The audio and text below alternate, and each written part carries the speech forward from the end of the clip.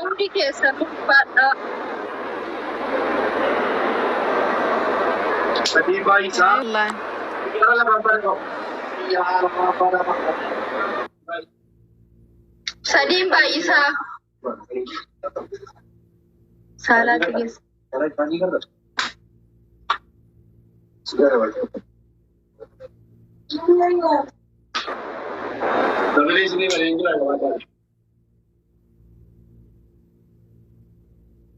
Sadiin baay'isaa.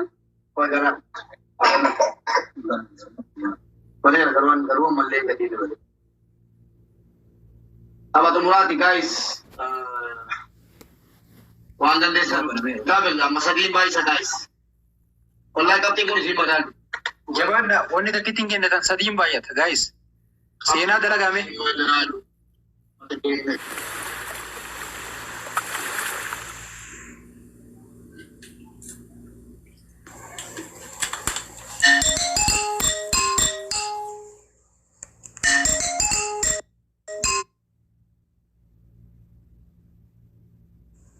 Rabate.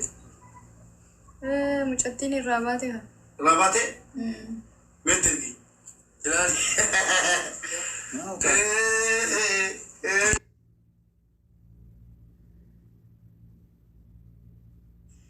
Etek, mata tadi ya baru aman. علق عندي والله. لا ما تبغيش معلش. لا ما هو علق عندي اصلا. ماشي يلا guys ركوب सलीम भाई जतरे देखा करने को थी इमो में थी इमो ने बनाई لا ما هربت. यार थोड़ा गरबा बना रहा चुलाई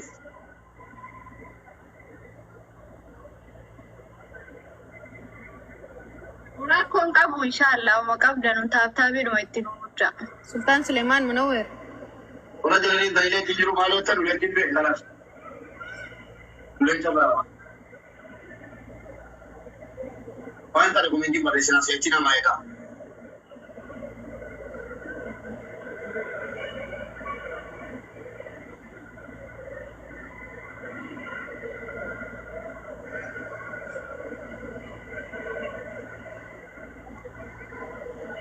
منور يا سلطان سليمان.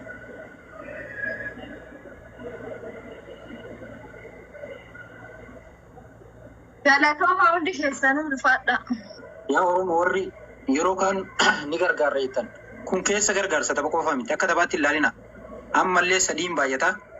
Waan qabdan hundi keessanuu darba. مساء النور. أبابو كنا Namuma callisee بس deemee معقولة؟ أبابو دولو كنا Abaaboo وردا يمروا وردا هي هي وردة. الفصلات. ايوه انت الفصلت يا سوسو. لا أنا ما لا ما تعرف شوف الونة عندي. الونة معايا انا.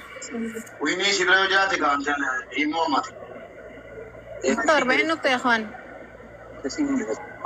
46 نقطة. شيل بالك إيمو مات ليه عندها يشتغلوا عندي انا معلق؟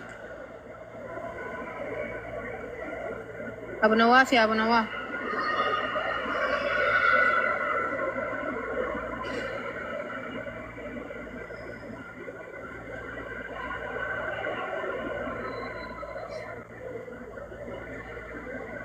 اي والله عندهم فتحوا عندنا لا. ما فوت عندي كذبوا يا مروة. لا وردة بس وردة قولي لهم أجيبك وردة. لا عملوا الورود لكن ما فتح. amma sadiin baay'ata kunuun. Dabil guys. Waan qabdan hundi keessanuu tapha dhumaati. شكرا يا Bilbilli نثار. irratti filamee winni isiillee achi darbe.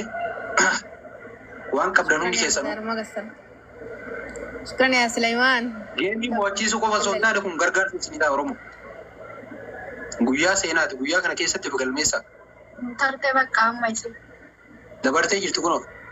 لا Shanii.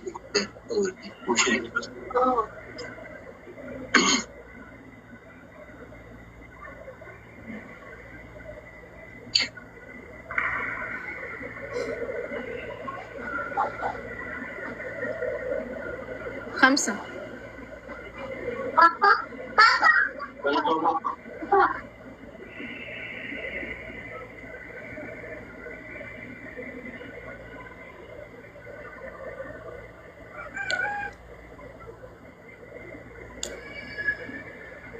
Galatoomaa mata keenya tabaan booda deemina asii barbaada. Tabaan booda akkana jalaan deemee tokko. Tabaan booda akkana jalaan deemee. Egaa kukkii lama baddeen deema.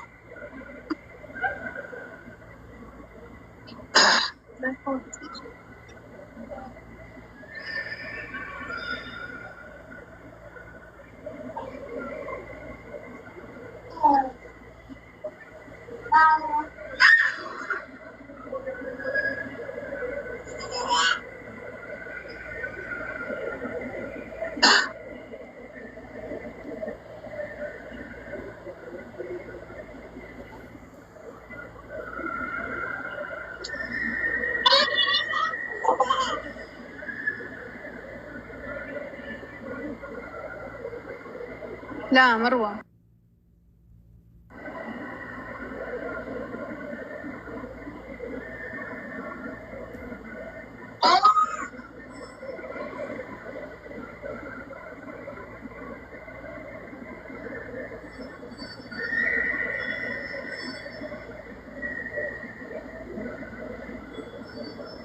شكرا يا ابو نواف، شكرا. مبروك يا سيفو. تسلمي تسلمي يا ماما. ألف مبروك. يلا باي. تسلم. الله يسلمك. شكرا شكرا أمتك إنك Galatoomaa hundi keessan ulfaadha.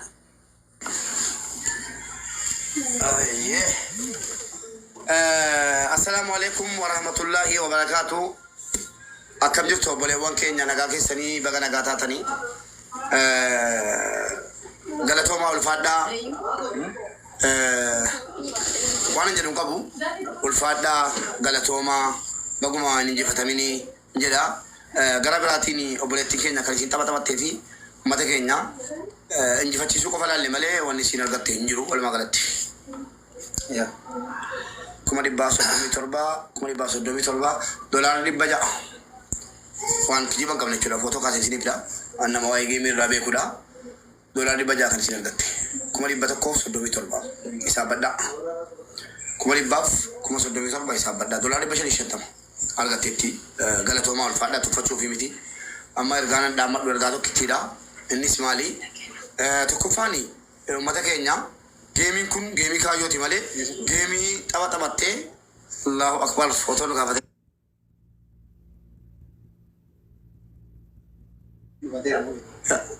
Netti jira geemii kaayyooti malee jira geemii kaayyooti malee geemii taphattee mo'attee minaamini miti ana yookaan asli yookiin habiraati miti Yusuf hin argin koo biyyaanatti Please obiyaatti argin yookaan asoo barbaadan kanaafi galatoomaa ulfaadhaan jedha waa biraanaan asoowan tumaanaa siyaasoo amma wannan sinitti himu warri haadha shaneeti kanaan dura waa daagaltanii turtan kaayyoon keenya geemiin kun qabatamee fi yoo rabbi waa buusee fi itti daballee fi gara Kaanaadaatti erginaadha. Ijoollee afurii waliin ijoollee sharafisiidhaa kennee tokko jala hakiramee afur tafe nama ja'a maatii ja'a lubbuu baraaruudhaaf haga dandeenyuun bira dhaabannaadha kaayyoon keenya.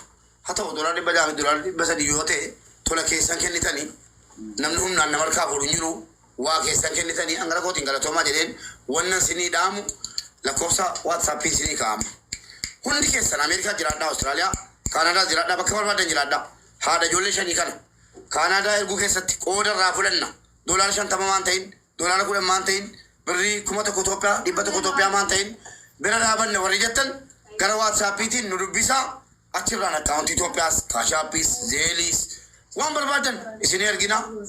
Lakkoofsa waatsaappichaa amma tu namni hin deemne namni hojii qabaa barreessaa.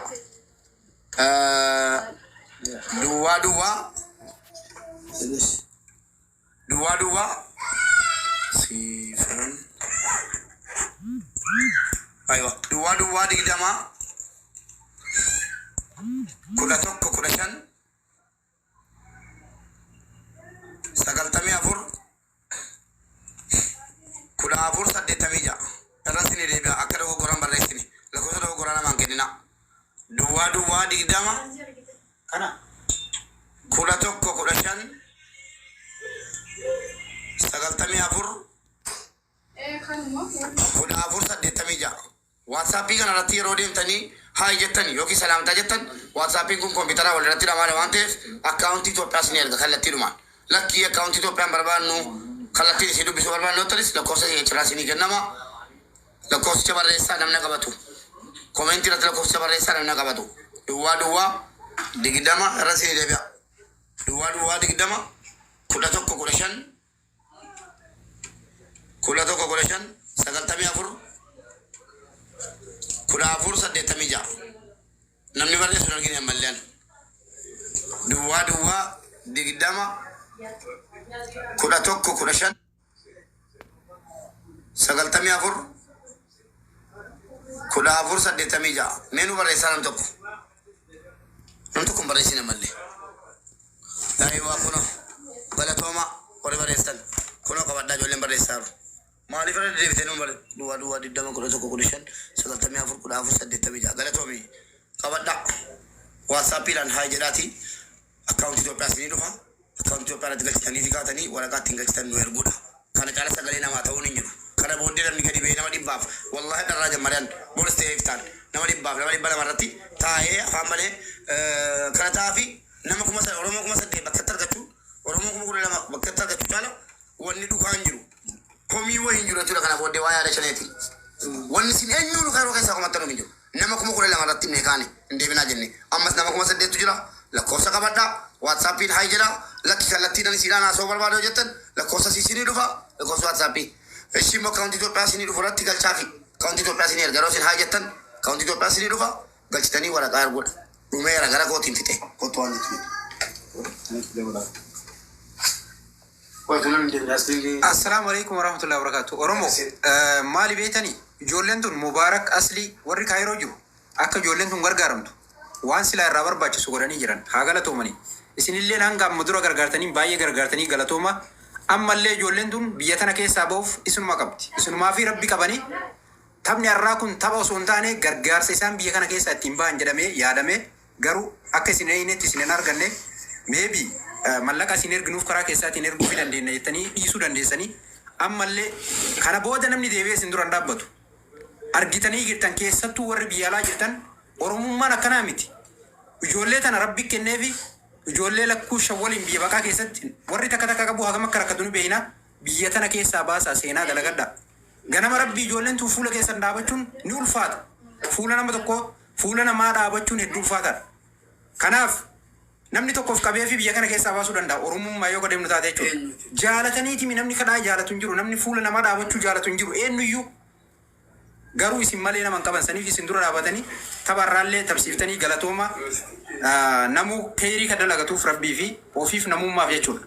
Akkasanii warri Kaayiroo akka Aslii akka Mubaarak yeroo hedduu akka gargaartan sagalee ta'aa turanii ammallee Rabbumaa fi isin qabanii waan dandeessaniin namoonni harka qabdan namoonni Rabbi isin dabarsee bakka gaarii jirtan ummata ijoollee tana bira dhaabbaddaa as keessaa baasaa isin kenna galatooma.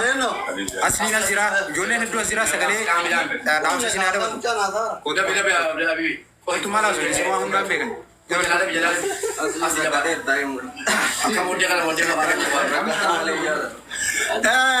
Ummata kenna ummata rukutama ani dhugaa rabbiitti ummata kanaaf waggaa 27 barachuu kiyyatti baay'ee haalnaallo lamaan ninyam amma sirra deebi'ee isinitti hima tokkoon farratti 500 kana ol darba laayif goolii isinuu leencan kaayanne 500 laayif goolii kana guuta 500 kana guuta lammaffaa irratti isa dhugaa rabbi dubbachuuf yoo ta'e mucayyoo kana gargaartanillee gargaarsi mucayyoo kana mootummaan osoo gargaare baajata mootummaatu miidha. Isuma dhugaa isinitti hima. Isin gargaaruu hin dhimne gargaartan inni aqaallo. Gargaartanii jirtan tokkorra lamarra isinii galee sadaffaa itti deebi'aa jirtan. Dhugaan dhugaa rabbiiti jechuudha. Warra obboleettii ta'e naara ilmaan shanii kana bira dhaabbate rabbiin isin bira haa dhaabbatu isinii galee. Kanafi amma mootu ba Ingilizanya the last chance the last help jiran. Ingiliffa kana osoo beeytani በጣም ከባድ ንግግር ነው። እንበይተን rakkoon yoo namni waa baradhaa isin jedhu hin barattan. Kuni the last help for Shani's mother jedhama Ingiliffaan Ingilizanyaan jechuun the last help Shani's mother jedhama jechuun afaan Oromootti gaafa hiikamu gargaarsa isa dhumaa haadha Shaneetiif jechuun warra Ingilizanyaan beekne maashaallah nuti biyyoota garaagaraatti barnoota Ingiliff kana akka jabaawan kanaafi amma ispoonsarri argamee fiira bakkeen qubannaa argamee fiira kadhabame no money no honey jette faranjiin mammaaksa Ingiliffaa kanallee beekta rakkoon keessan maallaqatu dhibe kaayoon irra geemii beellamneef immootu akka Oromoo rakkataa leenca kennina hin beekna I know hundi keessanuu hin beeka Mubaarakis beeka Reedilleen beeka isinuu beekti leenca laayif gooliin kaanne namni bar leenca 30-40 gaata isinuu hin beekti haatuu hin beekti jechuudha akka Oromoon rakkataa leenca kennina hin beekti kanaaf laayif gooliin 500 kaayata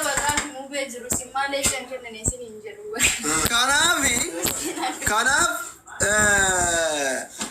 nuti wanni ummata asitti waliin qabneefi leenca isii kennuufi miti bakka tokkotti nama baay'ee finne akka booda waliin komanne akka namni nama komanne rakkoo isii kana hir'ina mallaqaa sponsora argachuu achi nama simattu argachuu fi mallaan xiqqoon irraa hir'achuu akka isin hundi bakka tokko dhageettaniif itti milkoomneerra namni 12,000 bakka tokkotti nu dhagayeera warra giiftii kenneef rabbi isaanii haa kennu warra taabtaaf godhanne rabbi harka keessanii fayyaa haa kennu warri shergoota nama fiddanillee warri hirmaattanii hundi keessa rabbi fayyaa isinii haa kennu amma wanni isin godhuu qabdan jechuudha wanni isin godhuu qabdan doolaara 10 irraa kaasee hamma dandeettan 10 irraa waan kaappichiinoo takkaas irraa kaasee hamma dandeettaniin obboleettis keessan kana bira dhaabbadha mallaan illee gimmaashii tokko waliin qabameera gimmaashuma tokkotu hafe isinii gale bira dhaabbadha haadha ilmaan kana as keessa baasa ilmaan kun akka bakka gaarii jechuudha